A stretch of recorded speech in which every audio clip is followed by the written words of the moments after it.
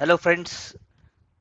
So we are here to discuss and understand that आज के newspaper से हम जनरल स्टडीज करंट अफेयर्स साथ साथ में ऑप्शनल के किन एंगल्स को हम ले सकते हैं. Thank you for your support and also your comments. So you can always see an attached PDF for the prelims and the mains questions and related ideas.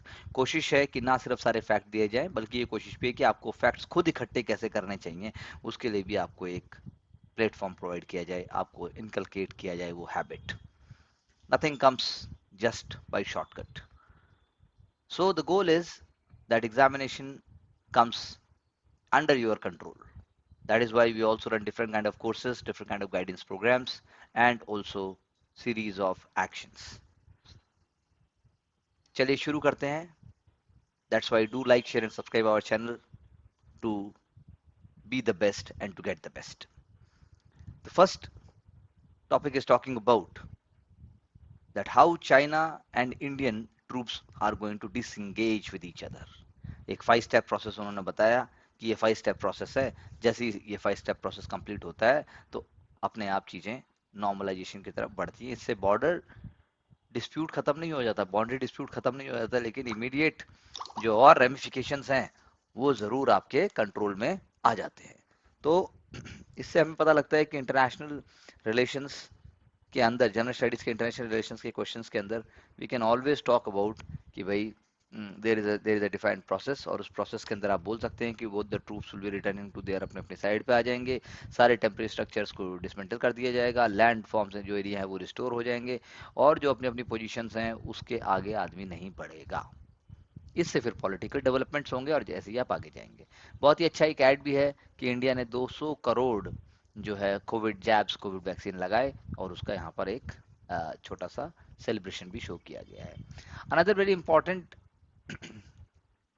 Element, और यदि हम बात करें ethics की केस स्टडी की, so there is a case study of an IPS officer which is coming over here. IPS officer Satish Chandra Verma ji retirement से कुछ समय पहले उनको जो है डिसमिस किया गया, और इसके लिए उन्होंने जो है सुप्रीम कोर्ट को अप्रोच भी किया है. तो अगर उन्होंने ये कहा कि ईश्वर जहाँ केस प्रीमेडिटेड मर्डर था, या कोई भी केस अगर किसी सरकारी ऑफिसर को दिया जाता है और वो गवर्नमेंट के अगेंस्ट बोलता है, तो क्या ये रियली में एक कारण हो सकता है? इस तरह की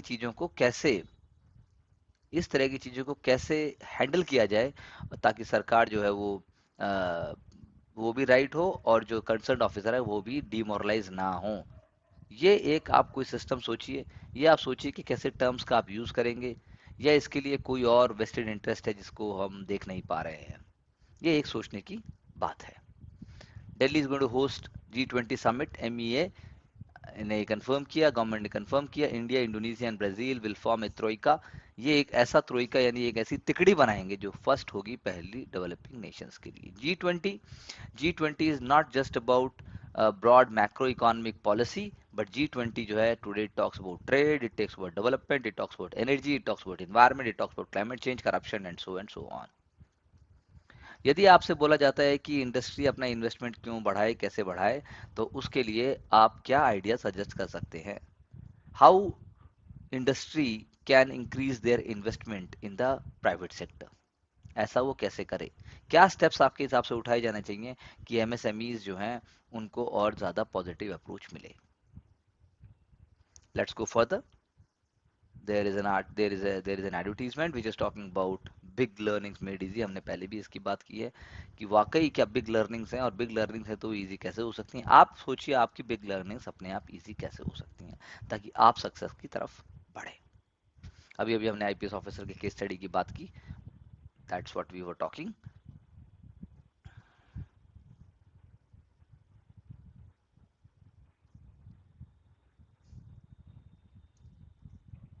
इन terms of society, in terms of health infrastructure, अगर अगर एम्स को एक वर्ल्ड क्लास मेडिकल यूनिवर्सिटी बनाना है तो आपके हिसाब से क्या क्या एलिमेंट्स होने चाहिए? That is only one point I'm asking you. Immediately it should come to your mind certain fixed basic parameters कि उसका इंफ्रास्ट्रक्चर कैसा होना चाहिए, उसकी कनेक्टिविटी कैसा होना चाहिए, उसकी R&D कैसे होनी चाहिए, उसका जो है रेजिडेंशियल कैंपस कैसा होना चाहिए, इंस्टीट्यूशन का जो आउटडोर पेशेंट्स के लिए या फिर क्लिनिकल फैसिलिटीज या लैब ट्रेनिंग के लिए क्या होना चाहिए. Just it should come very quickly to your mind.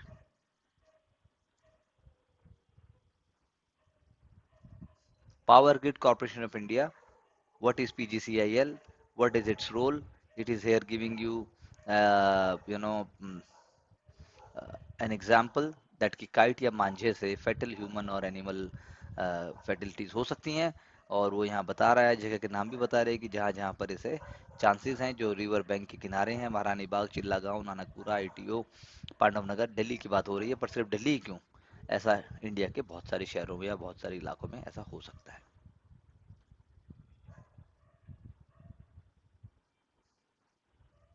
So there is a very good example. What is tokenization of a card? Tokenization किसी भी टाइम पे किया जा सकता है. टोकनाइजेशन एक प्रोसेस है अपने डेबिट और क्रेडिट कार्ड को यूनिक अल्टरनेट कोड से रिप्लेस करने के लिए. और टोकनाइजेशन जो है वो सिर्फ ऑनलाइन या ई कॉमर्स ट्रांजेक्शन के लिए होता है, ना कि फेस टू फेस या फिर पॉइंट ऑफ सेल ट्रांजेक्शन के लिए होता है. और वो एक कार्ड का it is required to be done only once for each card at each online या ई कॉमर्स मर्चेंट. एक ईच टोकन यूनिक तरीके से पर्टिकुलर कार्ड के लिए वो आता है, और वो जो है कार्ड होल्डर जो है वो टोकनाइज करता है कार्ड को ई कॉमर्स मर्चेंट की वेबसाइट के ऊपर. ठीक है. और जो जिस मर्चेंट के लिए वो टोकन क्रिएट किया जाएगा उसके अलावा वो प्रयोग में नहीं लिया जा सकता. एक बार टोकन क्रिएट हो गया तो कार्ड होल्डर को जो है कोई भी बात अ, डालने की या कोई और चीज़ याद करने की ज़रूरत नहीं है. और टोकनाइज कार्ड को आइडेंटिफाई करने के लास्ट के 4 डिजिट कार्ड के जो हैं वो डिस्प्ले सिर्फ होंगे. तो ये एक तरीके से कन्वीनियंस के लिए, सिक्योरिटी के लिए और सीमलेस ट्रांजैक्शन के लिए ऐसा किया गया है. और कैसे ये टोकनाइज आप करेंगे? आप जो है कार्ड होल्डर जो है, कोई कार्ड होल्डर जो है वो वन टाइम रजिस्ट्रेशन करेगा एक मर्चेंट, किसी भी मर्चेंट या फिर किसी भी एप्लीकेशन पे, और उसके बाद वो अपने डिटेल्स डालेगा उस, और वो ओटीपी के थ्रू वैलिडेट होंगे. अगर आपसे बोला जाए if you want to become an IPS officer, so what should be your target? What should be your target as a police officer? What's your target for the police forces? तो जैसे कि यहाँ हम पढ़ सकते हैं कि कोई राइट्स नहीं होनी चाहिए, कोई टेरर अटैक नहीं होनी चाहिए, कोई करप्शन नहीं होना चाहिए, बेटर ट्रैफिक प्लानिंग होनी चाहिए, और फिटनेस के ऊपर फोकस होना चाहिए. That's a very very smart strategy what is given here. तो ये आप इंटरव्यू के पर्पस के लिए आपको कभी कुछ पूछा जा सकता है. इसमें इसमें आपसे कोई फॉर बीइंग मोटिवेटेड और बीइंग क्लैरिटी के लिए आपसे पूछा जा सकता है.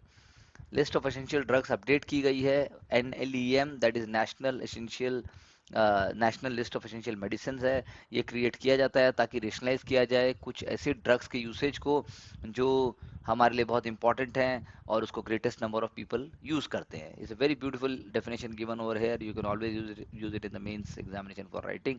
और एक डायनेमिक लिस्ट है which depends on the profile of diseases जो चेंज हो रही हैं, नई ड्रग्स जो अवेलेबल मार्केट में हो रही हैं, और जो ट्रीटमेंट प्रोटोकॉल चेंज हो रहे हैं उसके बेसिस के ऊपर है. For example in the recent list, cancer drugs and certain other lifestyle drugs have been included.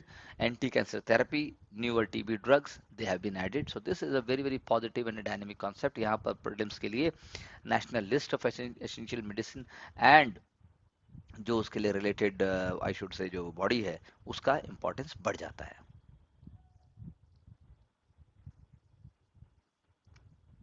So suppose there is a blaze, there is a e-scooter. Secunderabad में एक बहुत भयंकर आग लगती है ई-स्कूटर शोरूम में, और जो उसके ऊपर होटल है उसमें 8 guests are unfortunately perished. But the question arises कि वहां पर कोई फायर अलार्म नहीं था, और जब तक बिल्डिंग में फायर नहीं हुई तब तक जो है स्मोक नहीं भरा, तब तक उन्हें पता भी नहीं चला. एंड अनफॉर्चुनेटली अगर सब अपने कमरों में ही रहते, अगर वो भागते नहीं, तो शायद वो बच जाते, क्योंकि सारे के सारे जो गेस्ट जो हैं सिर्फ अ, जो पॉइजनस टॉक्सिक गैस था उसको इनहेल करने से ही मरे. तो आपका इस केस में क्या कहना है? आपका इस बारे में क्या मानना है कि इस तरह के जो इंसिडेंट्स हैं वो किस तरह से अवॉइड हो सकते हैं? ऐसा ऐसे कौन कौन से डिपार्टमेंट्स के आपके हिसाब से रोल आएगा? एथिक्स के केस स्टडी में आप ऐसी चर्चा कर सकते हैं कि whether it is town planning, whether it is municipal corporation, whether it is the role of corporate, जो होटल लॉबी है उसका है, या उसके लिए फायर डिपार्टमेंट की गलती है, या इसके लिए सिर्फ जो है लाइसेंस जो इशू किया था उसके लिए है. What is the point? या फिर जो आपका चार्जिंग स्टेशन था ई स्कूटर शोरूम का, क्या कोई टेक्नोलॉजी में ही कोई बात है क्या? ऐसे हम इसको कैसे इन चीज़ों को हम रियकर करने से रोक सकते हैं, इसके बारे में आपको सोचना है. So we have been talking about coming of cheetahs to India at the Kuno National Park in Madhya Pradesh. चीता मित्रस बनाए, चीता मित्रस जो है अपॉइंट किए गए हैं, उनको ट्रेनिंग दी गई है, वो वॉच टावर्स पे खड़े होंगे और जो है चीतास को देखेंगे। हम पहले ही बात कर चुके हैं, 12 चीतेज आए हैं 740 स्क्वायर किलोमीटर के एरिया के अंदर। पहले उनको छोड़ा जाएगा, बाद में 5000 स्क्वायर किलोमीटर का एनिमल्स का हैबिटाट बन जाएगा। शुरू में उन्हें क्वारंटाइन पीरियड में रखा जाएगा 5 से 5.5 स्क्वायर किलोमीटर एरिया में, और उनको जो है खाने के लिए 2 से 3 kg मीट एवरीडे दिया जाएगा। So these all ideas we have already discussed. And cheetah Mitra जो है, they are going to create awareness among the villagers, among the other people, so that ये पता लगा, ये उनको समझाया जा सके कि जो चीता होता है और जो बाकी मतलब बाकी स्पीसीज है जैसे लेपर्ड्स, चीता और लेपर्ड्स में आखिर फर्क क्या है, what is the difference in their behaviour and looks, ये आप भी देख सकते हैं, आपको भी पता होना चाहिए फ्रॉम द एग्जामिनेशन पर्सपेक्टिव। और ड्रोन स्क्वाड्स भी रखे गए हैं ताकि जो है पोचर्स के ऊपर नज़र रखी जा सके। ये स्ट्रैटेजी हम बाकी जो एनिमल्स हैं या बाकी हमारी जो क्रिटिकल स्पीसीज हैं उनके लिए भी हम कर सकते हैं। CRZ नॉर्म्स, तो कोस्टल रेगुलेशन नॉर्म्स चेक कीजिए। CRZ norms coastal regulation zone के नॉर्म्स, क्या ये सिर्फ एक स्टेट स्पेसिफिक होते हैं, क्या ये सेंटर के द्वारा लागू किए जाते हैं, या क्या इसके अंदर सिर्फ दोनों गवर्नमेंट, दोनों का रोल है कि सिर्फ स्टेट गवर्नमेंट का रोल है या सिर्फ सेंटर का रोल भी है, और CRZ जो है वो आखिर किस पर्पस से क्रिएट किए गए हैं। That is my question to all of you. इस पर सोचिए, इसको आप गूगल करके पता लगाइए, इसमें पॉइंट्स बनाइए, and then you can always share it.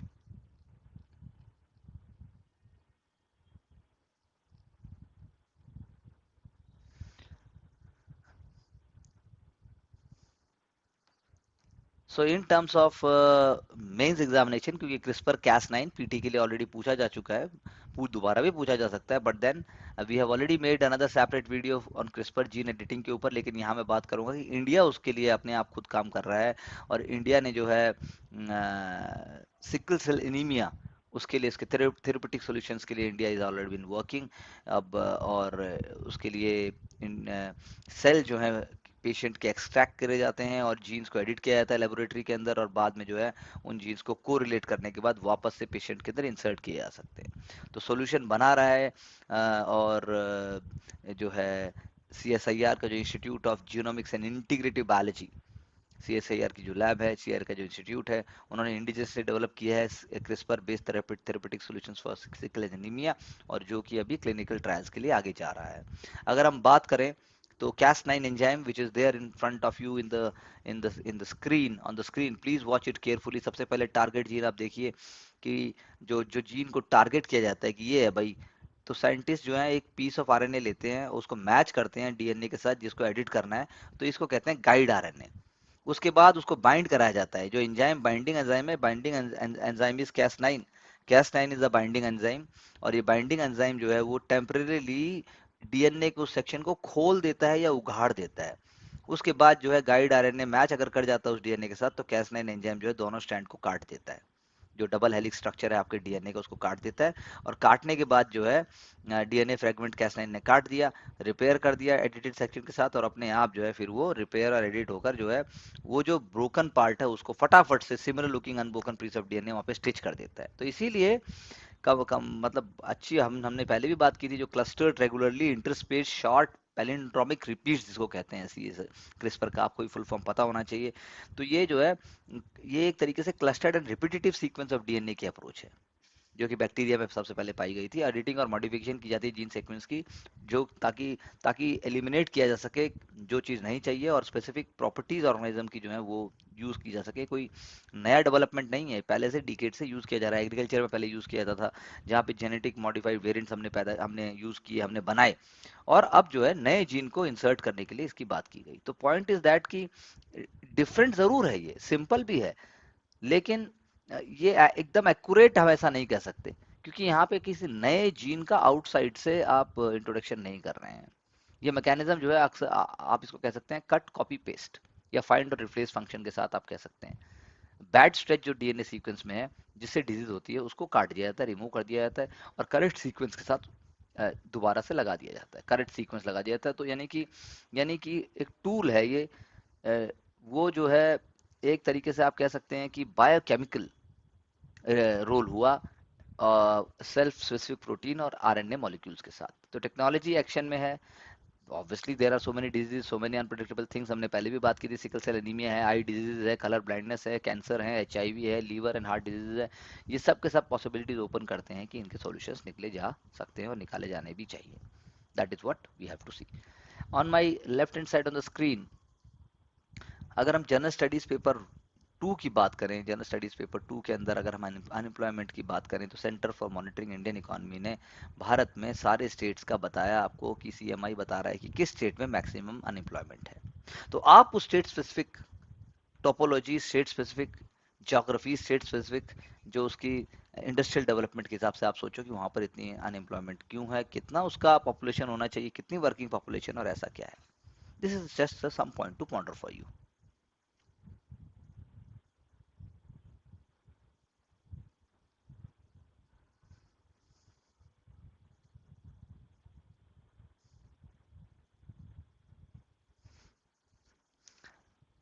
जब हम बात करते हैं ह्यूमन डेवलपमेंट की, जब हम बात करते हैं ग्रोथ की, तो ना सिर्फ ये इकोनॉमिक्स के एंगल से इंपॉर्टेंट है, जनरल स्टडीज 2 के एंगल से भी इंपॉर्टेंट है, और एसए के हिसाब से भी बहुत इंपॉर्टेंट है। So here is a very good contextualization we are discussing, where we are saying that human development index, though not a perfect methodology, लेकिन यूएनडीपी प्रोग्राम का जो ह्यूमन डेवलपमेंट इंडेक्स है, इट शोकेसेस दैट जो 4 indicators इसके अंदर, जिसके अंदर 3 dimension है, जैसे पर कैपिटा इनकम है, हेल्थ का मतलब लाइफ एक्सपेक्टेंसी से जुड़ा हुआ है, साथ में एजुकेशन है, average and expected years of schooling है। तो ये एक्सरसाइज जो है हमें बताती है कि ग्लोबल जो गोल पोस्ट हैं उसके हिसाब से कोई भी कंट्री क्या कर रही है। तो यानी कि कॉन्सेप्चुअल इश्यूज जो कंप्यूटिंग के हैं, वो आप कह सकते हैं कि इंडिसेस जो हैं वो हमें दर्शाते हैं कि उस कंट्री का, उस देश का आखिर ह्यूमन डेवलपमेंट किस प्रकार से हो रहा है। और क्यों? क्योंकि वो एचडीआई के इनपुट्स हम जो है नेशनल प्लानिंग में भी यूज किए जा सकते हैं। तो ग्लोबल लेवल के ऊपर यूएनडीपी ने लास्ट वीक जो रिलीज किया इन सितंबर 2022, तो annual rate of progress in HDI जो कि पहले बढ़ रही थी, पोस्ट पैंडेमिक वो डिक्लाइन हो गई है। हायर अचीवमेंट्स जो रिकॉर्ड किए गए थे मीडियम और लो कंट्रीज के अंदर, एचडीआई कंट्रीज में, उनकी कॉरस्पॉन्डिंग ग्रोथ पहले बढ़ रही थी, लेकिन अब वो कम हो गई है। लैटिन रीजन है, कैरिबियन रीजन है, जिसके अंदर ग्रोथ जो है स्लम्प हो गई है। इंडिया ने कंपैरेटिवली परफॉर्म अच्छा किया है कंपैरेटिवली, लेकिन ग्रोथ जो है वो उसकी भी कम आ गई है, जो कि पहले से, अगर आप पहले से उसको कंपेयर करेंगे तो ग्रोथ है slowed down. So bad news India के लिए ये है कि ग्लोबल एचडीआई रैंक उसका स्लिप हो गया, 129 से 131 हो गया। तो इधर एक इधर प्रिंटिंग मिस्टेक भी है जो मैंने रेड कलर से हाईलाइट की, इंस्टेड ऑफ 2020 2021 आर्टिकल में लिखा है 2010 और 21। This is a printing error in the newspaper. अब मैं ये कहना चाह रहा हूँ कि जो डेवलपिंग कंट्रीज हैं उसका स्केल गिरा, तो आप जब इसको पढ़ते हैं, क्योंकि इंडिया जो है मीडियम एचडीआई कैटेगरी में है, वो डायमेंशन दिखाता है इनइक्वलिटी के। स्लोली उसने शो किया कि accept in the case of education, जहाँ पर वो हाई और मतलब आप कह सकते हैं क्लोजर है लो एचडीआई के, जो बाकी जगह इनइक्वलिटीज के जो इंडिकेटर हैं जो हेल्थ और एजुकेशन के हैं, वो जो है और ज्यादा उनके अंदर एक हमें दिखाई पड़ता है कि the more efforts are needed. लेकिन as far as health inequality is concern, India has done better than the past. तो आप अगर नंबर्स को याद रखते हैं कि इंडिया का पहले से ज्यादा हुआ, पहले से कम हो, तो वो कंपेरेटिव एनालिसिस आप इकोनॉमिक्स के क्वेश्चन के अंदर, वो कंपेरेटिव एनालिसिस आप जनरल स्टडीज पेपर 1 के सोसाइटी के क्वेश्चंस के अंदर आप कर सकते हैं। क्योंकि इंडिया की per capita income in terms of purchasing power parity जो है कम हुई है, और साथ साथ में जो है एक शार्प फॉल इंडिया ने देखा गया है रियल जीडीपी के अंदर। That is why we have not been fully able to recover because of the COVID you can say, and also slow down of the economy. जो डिक्लाइन हुआ है life expectancy में, वो शार्पर है India के लिए बाकी डेवलपिंग कंट्रीज के मुकाबले, क्योंकि जो भी कोविड पेंडेमिक में हुआ उसकी वजह से फर्क पड़ा है। That is what I want to share with you. So you have to think that how things can be made more you know beautiful, more meaningful for India. जो एनालिसिस है इनइक्वलिटी का, वो बहुत ब्रॉड डायमेंशन में है, जो कि categories भी डिफरेंट है। ओवरऑल लॉस जो एचडीआई में हुआ है इनइक्वलिटी में, वो परसेंटेज के मामले में ज़्यादा है। और कोशिश हमें ये करनी है कि इंडिया जो कि मीडियम एचडीआई कैटेगरी में है, उसके अंदर जो डायमेंशनल इनइक्वलिटीज जो दिखाई जा रही हैं, वो जो है लो एचडीआई कंट्रीज की तरह कई मामलों में भी हैं। तो अगर इंडिया को, एंड पॉइंट ये है कि अगर 10 ट्रिलियन इकॉनमी बनना है, तो इंडिया को क्रिटिकल अपने फोकस करना पड़ेगा। Access to quality education is must. Without access to quality education India can not become a trillion dollar economy. तो आपका यही काम है, इसमें से आप फैक्ट्स निकालेंगे, उसको आप लिंक करेंगे और इंडिया को ट्रिलियन डॉलर इकोनॉमी के साथ आप जोड़ेंगे। General studies paper 3, that is economics के एंगल से अगर मैं बोलूं तो प्लूरिलेटरल पैक्ट्स एक कीवर्ड है, और बायलेटरल प्लूरिलेटरल पैक्ट्स यानी जहां मल्टीपल कंट्रीज होंगी, बायलेटरल पैक्ट्स जहां 1 to 1 कंट्रीज होंगी। इंडिया को दोनों तरह की चीजें परस्यू करनी चाहिए, ना सिर्फ बायलेटरल बल्कि प्लूरिलेटरल भी इंडिया को फॉलो करनी चाहिए, क्योंकि ये जो भारत को जो स्पीड चाहिए, भारत को जो ग्रोथ चाहिए, भारत को जो इकोनॉमिक वेलबींग चाहिए, वो सिर्फ ऐसा नहीं है कि हमें सिर्फ जो है बायलेटरल ट्रेड से ही मिलेगा। प्लूरिलेटरल पैक्ट्स भी हमारे लिए बहुत इंपॉर्टेंट हैं, क्योंकि एक्सपोर्ट्स दोनों तरीके से हमें बहुत इंपॉर्टेंट ग्रोथ डायमेंशन हेल्प कर सकते हैं। एक्सपोर्ट्स जो है वो एक्टिव पार्ट हो सकते हैं ग्लोबल वैल्यू चेन का, और साथ साथ में जो है प्रोटेक्शनिज्म की बात को हम और निगेट कर सकते हैं, हम इकोनॉमी को और ज़्यादा स्मार्टली ओपन कर सकते हैं। दैट इज़ वाई सिर्फ बायलेटरल नहीं, प्लूरिलेटरल पैक्ट्स भी होने चाहिए, क्योंकि बहुत सारी कंट्रीज़ हैं जो कि पूरे वर्ल्ड के 40% से ज़्यादा ग्लोबल इकोनॉमी को कंट्रोल करती हैं, वो उसका पार्ट हैं। तो नए चैलेंजेस आ रहे हैं, फेयर और रेजिलिएंट ट्रेड के लिए हम WTO के मेंबर होते हुए हम उनके रूल्स को फॉलो करके हम आगे और बढ़ सकते हैं। तो गवर्नमेंट ने जो है गवर्नमेंट इज टेकिंग स्टेप्स, लेकिन यहाँ हम कॉन्टेक्स्ट IPF की बात में अगर बात करें तो गवर्नमेंट ने जैसे 3 पिलर्स पे बात की, लेकिन चौथे पिलर को उसने ज्वाइन नहीं किया। तो ऐसे अप्रेंशन हमें नहीं देने चाहिए, हमें बल्कि अपने उसको और स्ट्रांग बनाना चाहिए। सोशल मीडिया के जो रिवॉर्ड्स होते हैं, सोशल मीडिया जो किनको रिवॉर्ड करती है, फ्रिंज एलिमेंट्स को रिवॉर्ड करती है। सोशल मीडिया के जो लाइवलीनेस है वो कुछ ही मिनट्स की होती है। और अगर यहाँ मैं एग्जांपल दूं तो अगर कांग्रेस पार्टी सर्टेन काइंड का अगर कोई विजुअल प्रस्तुत करती है और वो विजुअल वायरल होता है, तो आपके बात सोचने की ये है कि क्या मैसेज आप दे रहे हैं। तो सोशियोलॉजी ऑप्शनल के हिसाब से सिंबलिज्म का रोल हुआ। सोशियोलॉजी, आई मीन टू से, जनरल स्टडीज में एस्से के हिसाब से आप इसके रोल को और अच्छा समझ सकते हैं। सोशल मीडिया जो है वो फ्रिंज को रिवॉर्ड करती है। सोशल मीडिया जो है वो सिंसियर, बहुत सिंसियर मीडियम नहीं है। सिंसियरिटी से अगर काम किया जाए तो उसमें टाइम लगता है, and it takes some time to attract the right kind of audience. Another very important topic that I'm taking up here is that कि NFHS, national family health survey 5, वो सारे के सारे न्यूट्रिशनल हेल्थ इंडिकेटर जो हमारे सामने दिख भी रहे हैं, जैसे वुमेन एम्पावरमेंट की अगर हम NFH4 और NFH5 की अगर हम बात करें, तो आपको कुछ एलिमेंट्स पता होने चाहिए कि मोबाइल फ़ोन कितनों के पास है, बैंक और सेविंग अकाउंट कितनों के पास है, क्या लैंड उनके नाम से है, क्या कि पिछले 12 महीने में उनको कैश मिला कि नहीं मिला, currently married women house hold decision में पार्टिसिपेट करती है नहीं करती। ये वुमेन एम्पावरमेंट के मुद्दे हुए। They are very very critical, very important. You can use them in sociology, you can use them in psychology, you can use them in political science optional, apart from using these ideas in society in general studies paper 1 and also in general studies paper 3 and ethics and essay also. Maternity care for the last child birth, इसके अंदर भी है कि last 24 hours में जो अगर children बच्चा हुआ तो लास्ट 24 आवर्स में हेल्थ फैसिलिटी चेकअप था कि नहीं था, मदर को पोस्ट नेटल केयर मिली कि नहीं मिली, चाइल्ड प्रोटेक्शन कार्ड बना कि नहीं बना, और कितने प्रेगनेंसी के बाद जो सपोर्ट मिलना चाहिए वो मिला कि नहीं मिला, एंटी नेटल विजिट हुई कि नहीं हुई। तो ये सारी चीज़ें भी आप एक स्ट्रक्चर्ड फॉर्म में लिख सकते हैं। आप बता सकते हैं कि यस ये होना चाहिए, ये स्टेट की ये पॉलिसी होनी चाहिए, और वो एक मॉडल हो गया। लेकिन यहाँ हम बात कर रहे हैं कि NFHS डाटा अगर कहता है कि एनीमिया की एनोमोली है, तो एनीमिया की एनोमोली सिर्फ आयरन की गोलियां खिलाने से पूरी नहीं होने वाली। इंडिया में क्योंकि नॉन आयरन न्यूट्रिशनल डेफिशिएंसीज भी हैं, जैसे विटामिन B1 2, स्क्रीनिंग होनी चाहिए जेनेटिक ब्लड डिसऑर्डर्स के लिए। तो अनीमिया मुक्त भारत प्रोग्राम वही भारत को आगे लेके जाएगा। पॉलिसी मेकर्स को इस दिशा में सोचना पड़ेगा, क्योंकि पुअर वाटर क्वालिटी और poor sanitation conditions adversely affect करती हैं बॉडी में एब्जॉर्प्शन को, और जब बॉडी में एब्जॉर्प्शन को पुअर करती है तो हेल्थ लेवल्स भी एनीमिया के कारण बहुत ही ज़्यादा डाउन हो जाता है। That is what is you have to extract from this thinking.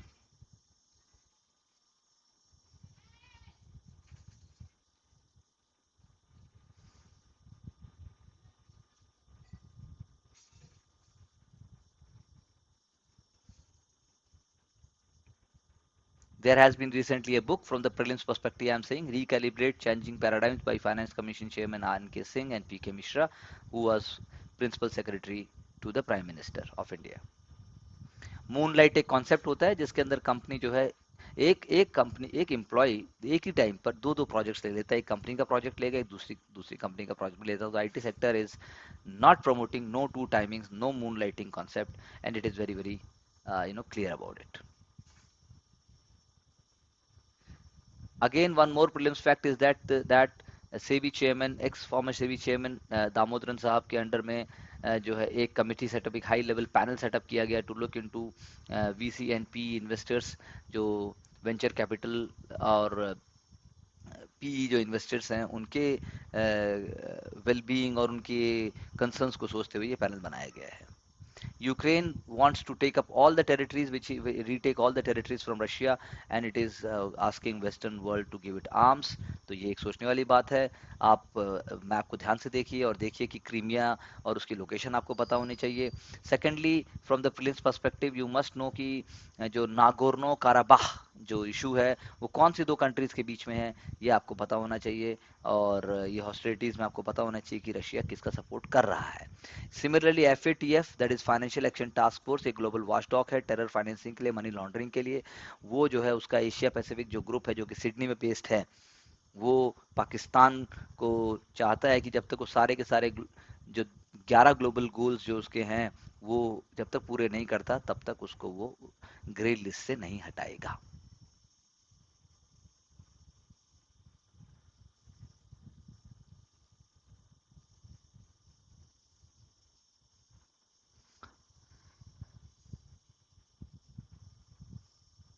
आपको जब टाइम लगता है you can definitely solve sudoku, you can definitely go for jumble words, and this will give you a kind of sense of self belief and confidence, and you can move forward also.